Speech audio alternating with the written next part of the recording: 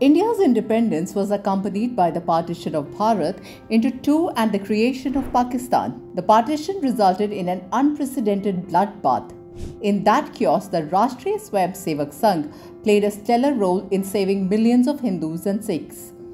The RSS Swayamsevaks displayed exemplary bravery against all odds. The second Sarsang Chalak, M.S. Galwalkar, also known as Guruji, was heading the organization during those tumultuous days. Guruji, Babasaheb Apte, who was the first RSS Pracharak, and Balasaheb Deoras, who became the third Sarsang Chalak in 1973, extensively toured the country in the months before partition. Hundreds of young men and middle-aged people joined the RSS in the run-up to the partition.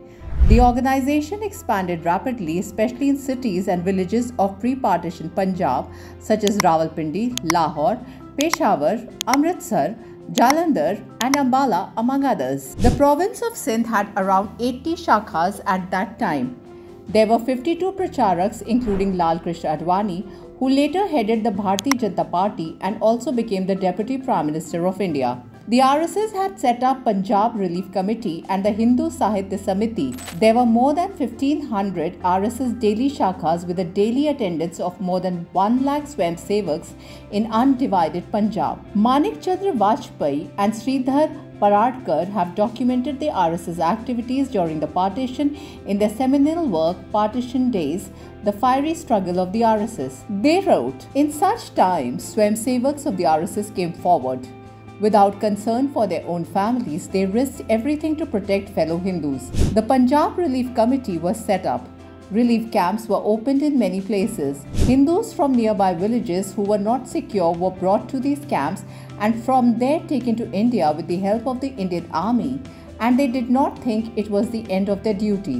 They even provided food and shelter to lakhs of displaced fellow countrymen for months together." A.N. Bali, a professor of English at Lahore, gave a first-person account in this book, Now It Can Hold, which was published in 1949.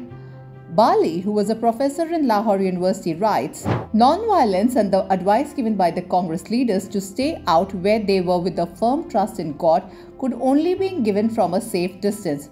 Who else came to the rescue of the people at this stage but a band of young, selfless Hindus, popularly known as the RSS?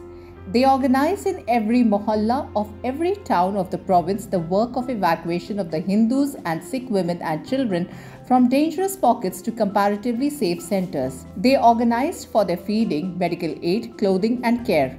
Bali further adds, "When the entire Punjab was on fire and Congress leaders were sitting helplessly in Delhi, at that time volunteers of RSS saved the people of Punjab with their discipline and physical strength, risking their own lives. Now, if somebody from outside Punjab was to tell the Hindus and Sikhs to forget those Sikhs and the brave heroes of Rashtriya Swayamsevak Sangh who put their lives at risk to defend them, then their calls would go unheeded. Each and every person from amongst the refugees who came from West Pakistan is indebted to the Sangh. When everybody had abandoned them, only the Sangh stood by them." K.M. Munshi, a member of the Constituent Assembly, founder of Bharatiya Vidya Bhavan, issued a press statement and said, "RSS Swayamsevak showed unparalleled bravery in Punjab and Sindh. They fought with the tyrant Muslims and saved the honor and lives of thousands of women and children. Many of these young men laid their lives while carrying out their task. As India observes Vibhajan Vibhiksha Divas today, it is time to honor those forgotten heroes who showed exemplary courage to save millions of Hindus and Sikhs from the bloody riots and unprecedented violence unleashed at them in those areas which became Pakistan territory."